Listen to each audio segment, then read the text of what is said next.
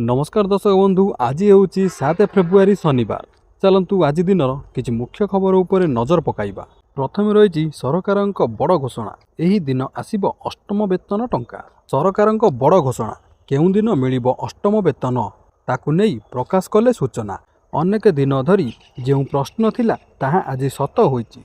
केंद्रीय कर्मचारी और पेंशन भोगी अष्टम वेतन आयोग संपर्कित आलोचना एवं शेष होगाकू जाउछि। आयोग गठनर तृतीय मासरे ही सरकार तार प्रस्तुति को बढ़ाई एवं आयोगर कार्य आधिकारिक भावे आरंभ हो सारी। एबे प्रश्न केबेठू मिलिब अष्टम वेतन टंका।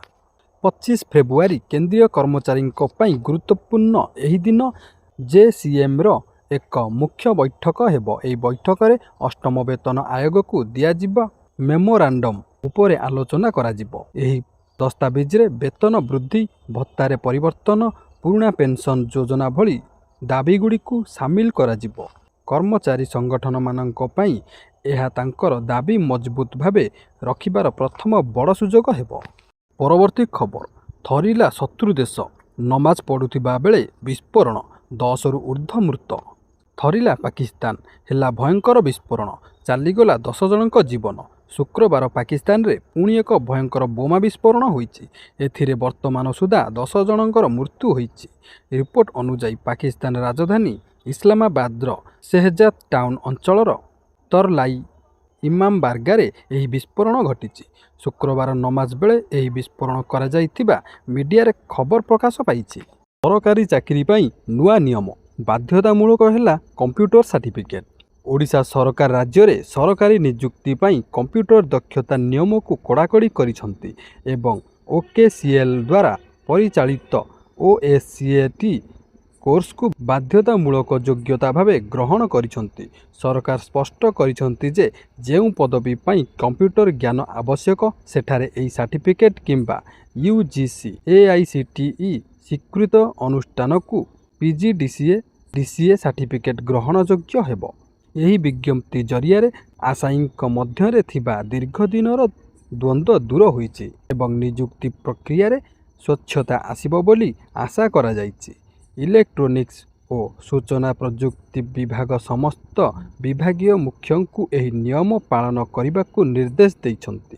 परवर्ती खबर फास्टैग नियम बदलिला आउ करने को पड़िबनी केवाईवी। फास्टैग व्यवहारकारी एक बड़ आश्वस्ति खबर आसीची जेउथिरे कार एवं जीप भली घरोई गाड़ी पाई आउ नो योर व्हीकल बा केवाईवी प्रक्रिया करने को पड़िबो नाही।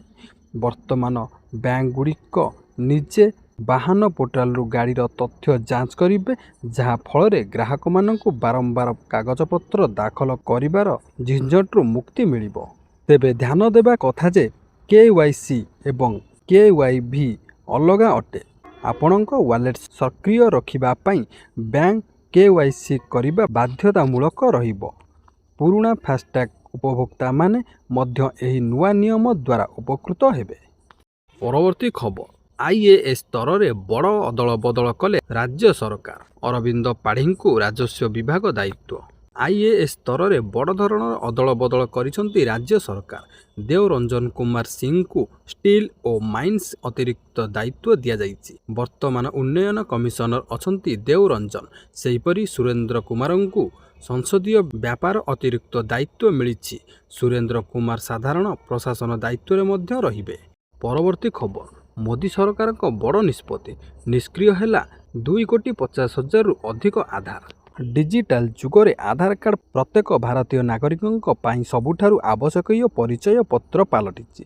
बैंक अकाउंट खोलिबा, सरकारी सब्सिडी पाइबा, pension, ration card, gas cylinder पाइबा किंबा कौनसी सरकार योजना पाइबा हेउ सबुठी आधार कार्ड निहाती आवश्यक।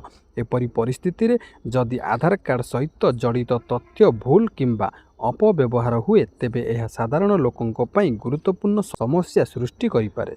यही समस्यार समाधान एवं आधार व्यवस्था को आहुरी मजबूत करने मोदी सरकार एक बड़ एवं गुरुत्वपूर्ण निष्पत्ति नैचंती। सरकार एपर्यंत 2.5 कोटी रु अधिक आधार कार्ड को निष्क्रिय करिसंती। एही निष्पत्तिर लक्ष्य ठकेई को रोकिबा एवं सरकारी योजनार अपव्यवहार करुथिबा लोकों को रोकिबा।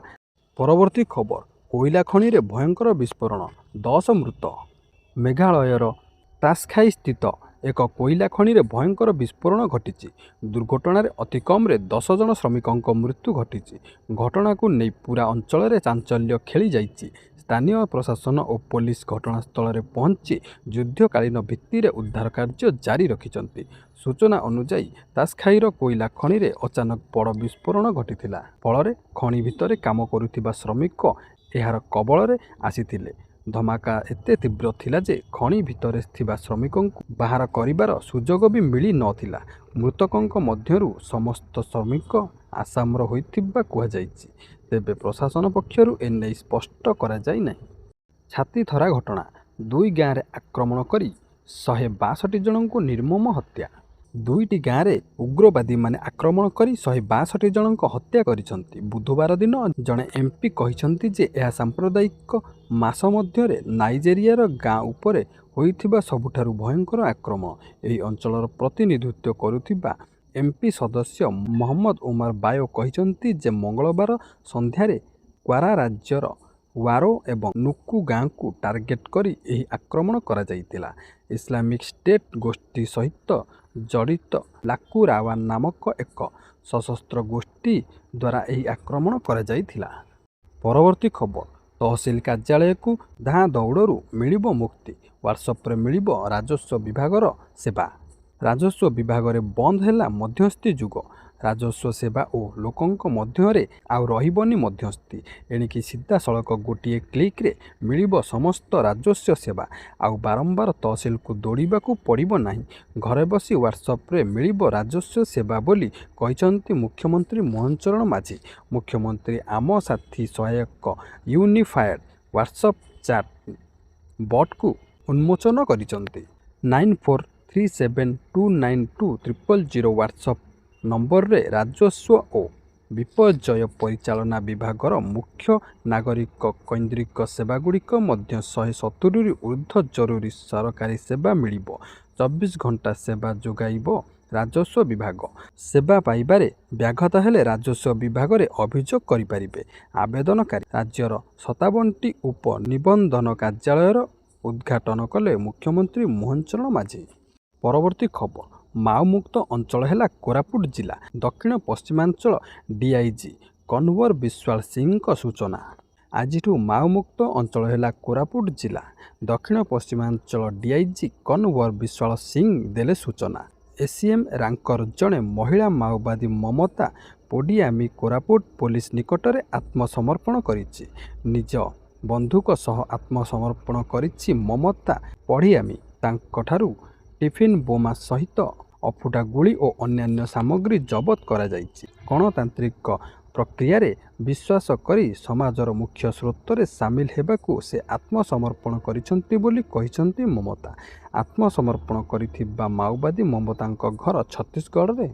ପରବର୍ତ୍ତୀ ଖବର, ହାଇକୋର୍ଟ ଏଏସ୍ଓ ପରୀକ୍ଷା କେଳେଙ୍କାରୀ, 14 ଜଣଙ୍କ ତଥ୍ୟ ଦେଲା କ୍ରାଇମବ୍ରାଞ୍ଚ। ହାଇକୋର୍ଟ ଏଏସ୍ଓ ପରୀକ୍ଷା କେଳେଙ୍କାରୀ ଘଟଣାରେ କ୍ରାଇମବ୍ରାଞ୍ଚ ଗୁରୁତ୍ୱପୂର୍ଣ୍ଣ ତଥ୍ୟ କମିଶନରେଟ ପୋଲିସକୁ ପ୍ରଦାନ କରିଛି। ପଞ୍ଚ ଅଫ୍ ଟେକ୍ନୋଲୋଜି ପ୍ରାଇଭେଟ ଲିମିଟେଡ୍ ମାଲିକ ଶଙ୍କର ପୃଷ୍ଟି ସମେତ 14 ଜଣଙ୍କ ତଥ୍ୟ କ୍ରାଇମବ୍ରାଞ୍ଚ ପ୍ରଦାନ କରିଛି। ଏଥିରେ ସମସ୍ତ ଅଭିଯୁକ୍ତଙ୍କ ନାଁ, ଠିକଣା, ସିଡିଆର୍, ବ୍ୟାଙ୍କ ଆକାଉଣ୍ଟ ତଥ୍ୟ, ଆଇପିଡିଆର୍, ମୋବାଇଲ ନମ୍ବର କ୍ରାଇମବ୍ରାଞ୍ଚ ପକ୍ଷରୁ ଦିଆଯାଇଛି। ହାଇକୋର୍ଟ ଏଏସ୍ଓ ପରୀକ୍ଷା କେଳେଙ୍କାରୀ ଘଟଣାରେ ଥିବା ଅଭିଯୁକ୍ତ ପୋଲିସ ଏସ୍ଆଇ କେଳେଙ୍କାରୀରେ ସାମିଲ ଥିବାରୁ କଟକ ଡିସିପିଙ୍କ କାର୍ଯ୍ୟାଳୟ ପକ୍ଷରୁ ଏହି ଦସ୍ତାବିଜ ପ୍ରଦାନ କରିବାକୁ କ୍ରାଇମବ୍ରାଞ୍ଚକୁ ଚିଠି ଲେଖାଯାଇଥିଲା। ପରବର୍ତ୍ତୀ ଖବର, ପୁଣି ଭୟଙ୍କର ଟ୍ରେନ୍ ଦୁର୍ଘଟଣା। ଯାଜପୁରରେ ଚେନ୍ନାଇ ସେଣ୍ଟ୍ରାଲ ଏକ୍ସପ୍ରେସ୍ ଲାଇନଚ୍ୟୁତ। ସକାଳୁ ସକାଳୁ ବଡ଼ ଟ୍ରେନ୍ ଦୁର୍ଘଟଣା ଘଟିଛି। ଆଜି ଯାଜପୁର ଜିଲ୍ଲାର ଜଖପୁରା ଷ୍ଟେସନରେ ଚେନ୍ନାଇ ନ୍ୟୁ ଜଲପାଇଗୁଡ଼ି ଟ୍ରେନ୍ର 3 ଗୋଟି ଜେନେରାଲ ବଗି ଲାଇନଚ୍ୟୁତ ହୋଇଯାଇଛି। ତେବେ ଏଥିରେ କୌଣସି ଯାତ୍ରୀଙ୍କ କିଛି କ୍ଷତି ହୋଇନାହିଁ। ଲାଇନ କାର୍ଯ୍ୟ ଚାଲୁଥିବା ବେଳେ ଟ୍ରେନ୍ ଗତି କମ୍ ଥିବାରୁ ଯାତ୍ରୀ ଦୁର୍ଘଟଣାରୁ ବର୍ତ୍ତି ଯାଇଛନ୍ତି। ପରବର୍ତ୍ତୀ ଖବର, ସିଭିଲ ସର୍ଭିସ ପରୀକ୍ଷା ପାଇଁ ପରିବର୍ତ୍ତନ ହେଲା ନିୟମ। ନୂଆ ଗାଇଡଲାଇନ ଜାରି କଲା ୟୁପିଏସସି।